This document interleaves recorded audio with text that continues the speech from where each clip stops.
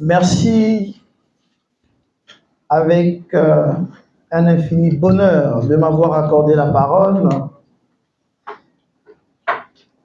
Et je sens que la salle est chargée d'émotions, mais aussi d'une attention religieuse compte tenu de la qualité de l'œuvre qui est mise à notre disposition. Monsieur le ministre, monsieur et madame et honorables, monsieur le président de la Cour constitutionnelle, distingués invités à vos rangs et grades respectifs, l'exercice auquel je me prête est un exercice à la fois ardu et délicieux, parce que la responsabilité qui m'incombe est celle de me plonger dans les entrailles de ce livre et d'en ressortir quelque chose de substantiel qui vous permettrait de comprendre la profondeur de cet ouvrage. Le célébrissime auteur Victor Hugo soutenait au XIXe siècle que lire, c'est boire et manger. L'esprit qui ne lit pas maigrit comme le corps qui ne mange pas. Et George Sand, méditant sur l'importance d'un livre dans notre vie, estime avec raison qu'un livre est un ami, un consolateur, un conseiller éloquent et calme.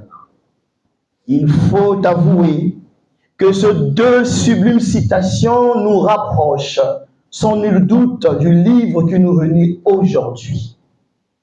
Ce livre, composé de 106 pages, publié en 2025 chez l'Harmattan Congo, obéit à une magnifique logique structurelle et morphologique, car celle-ci répond fidèlement aux prescriptions éditoriales en vigueur. En effet, cette structure comprend une première de couverture, une préface de l'honorable député destiné Hermela Doukaga, 6 pages, une introduction, 2 pages, le corps du travail, 80 pages, une conclusion, 4 pages, une note du président de l'Assemblée nationale, une table de matière, 2 pages, et enfin, sans vous en douter, une 4e de couverture sur laquelle on peut lire aisément une brève biographie de l'auteur.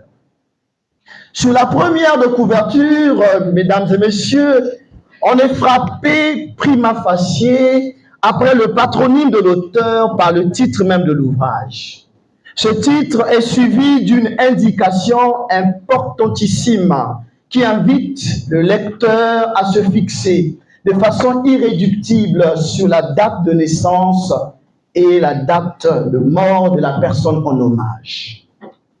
Un autre détail non négligeable qui a ravivé avec acuité le foyer de notre attention est l'usage de la lettre majuscule sur le père, sur le politique et sur le modèle.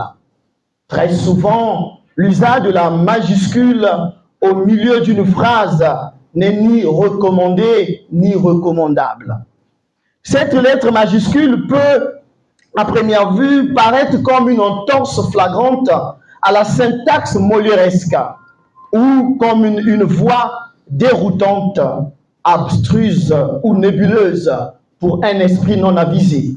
Cependant, force est de relever qu'elle n'en constitue pas moins, pour un puriste chevronné, qu'une forme perfectionnée d'une figure d'insistance dont se sert avec merveille l'auteur pour justifier, dans le cas d'espèce, le socle des valeurs que son père incarnait dans sa profonde dimension triptyque en tant que père, en tant qu'homme politique et en tant que modèle à suivre, ou l'influence incommensurable qu'il a exercée sur les autres et dans la société.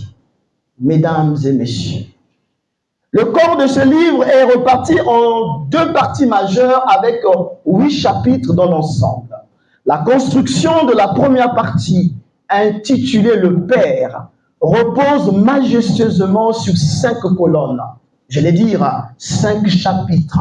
Tandis que la deuxième partie, intitulée Un homme politique, est consacrée à 3 chapitres.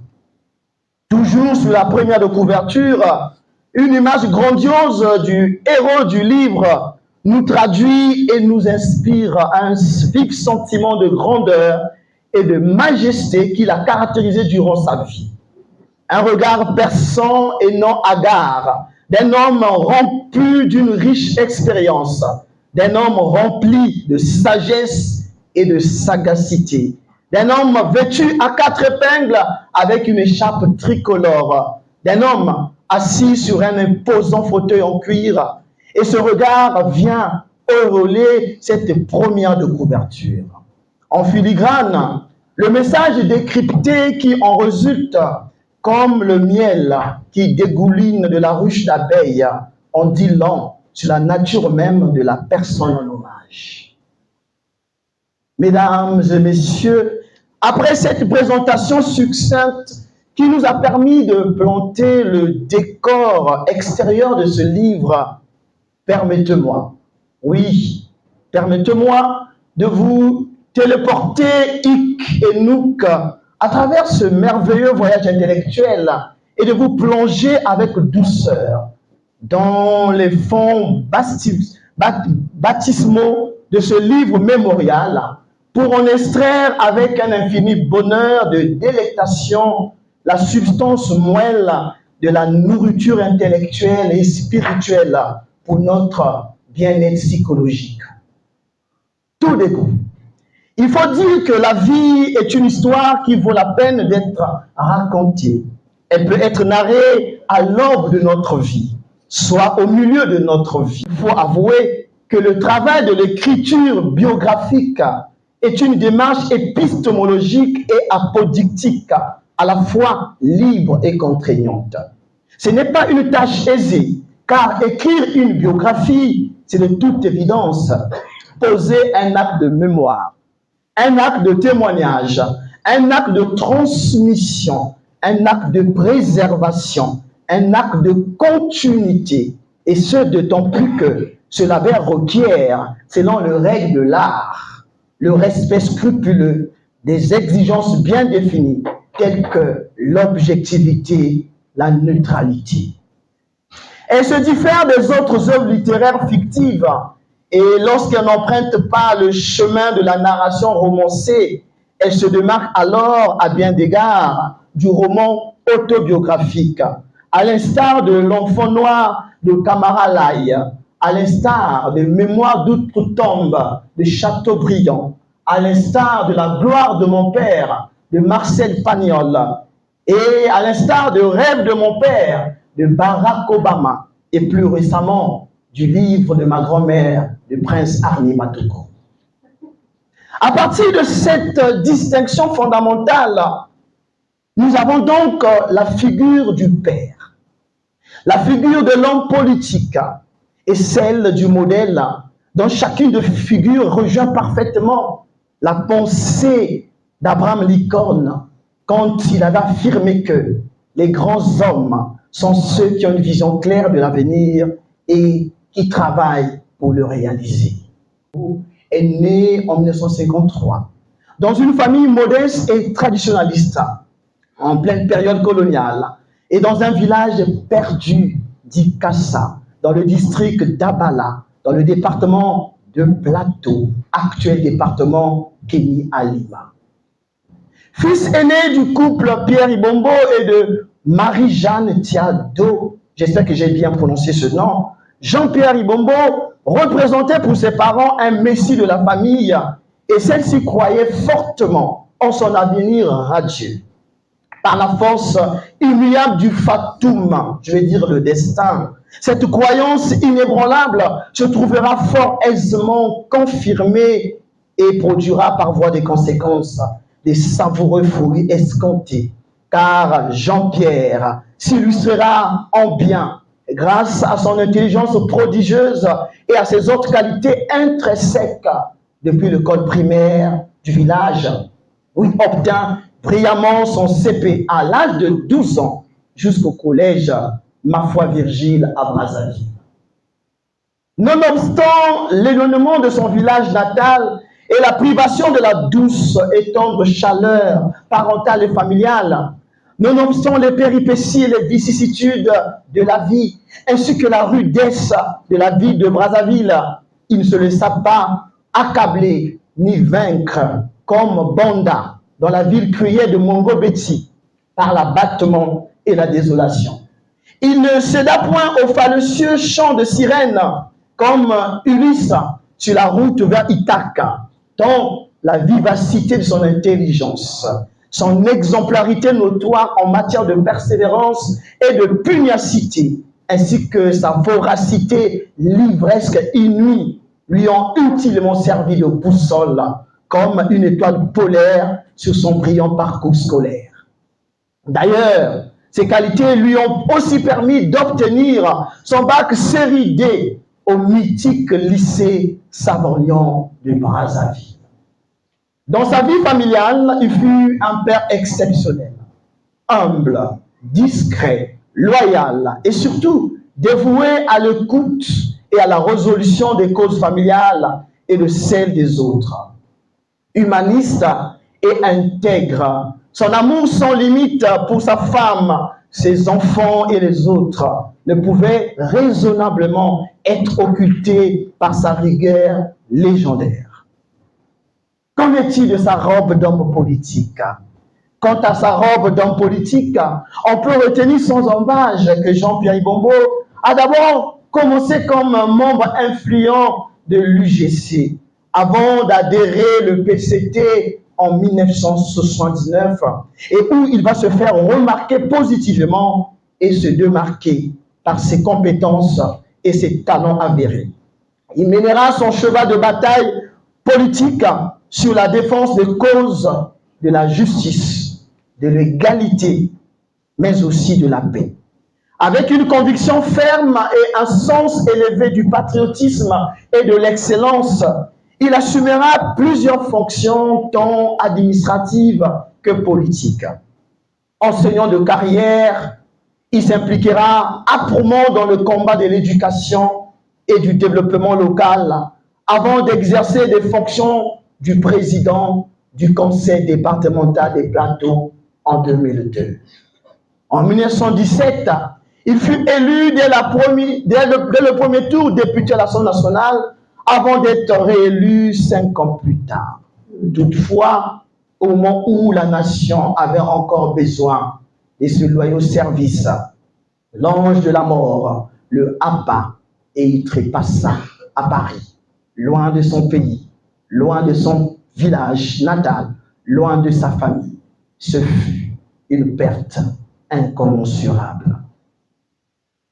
Enfin, s'agissant de son statut de modèle, Jean-Pierre Ibombo est une figure emblématique d'un homme respecté et dont la postérité peut s'inspirer comme un héritage inaltérable, comme un modèle d'engagement, comme un vrai leader de travail bien fait, d'un patriotisme et de l'excellence. Un homme qui a su concilier rigueur et bienveillance comme un vrai influenceur et non comme les influenceurs d'aujourd'hui. Ce livre, savamment écrit avec le cœur. D'ailleurs, je vous rappelle que Alfred Musset, l'un des plus grands poètes français du XIXe siècle, avait écrit dans le Nuit de décembre que les chants les plus désespérés sont les chants les plus beaux. Donc ce livre, savamment écrit avec tout le cœur, et c'est même afin de dire que touche-toi le cœur, car cela se trouve le génie. Je répète encore, ce livre, savamment écrit avec le cœur, et dans un style châtié, couplé d'heureuses figures poétiques réussies, comme la métaphore, la comparaison, l'oxymore, l'anaphore, témoignent de la vie et du parcours exceptionnel d'un digne fils du pays, de la nation congolaise. Pourtant, sa vie, ses échecs et ses succès ne peuvent être résumés en quelques mots ou en quelques phrases, et ce, quelle que soit la vastitude de l'habilité du présentateur, car il y a tant à dire. Parfois, l'indicible est plus éloquent que le disciple, et le mystère d'une chose ou d'une personne réside parfois dans son côté caché que dans son dévoilement. Toutefois, ce livre nous invite à nous tous à entretenir quotidiennement le rapport harmonieux avec notre propre conscience, avec nos propres valeurs et principes, avec notre rapport avec la famille, avec les autres, notre rapport avec nos obligations professionnelles. En un mot, il s'agit du rapport avec notre bon sens. D'ailleurs, Descartes ne disait-il pas que le bon sens est la chose la mieux partagée au monde? Mesdames et messieurs, distingués et invités, c'est par cette belle et somptueuse citation cartésienne, cette pensée d'une pertinence éclatante, que je me sens comme contraint de mettre fin à cette modeste communication pour vous aider à mieux savourer la beauté de ce livre. Je vous remercie pour votre énorme attention.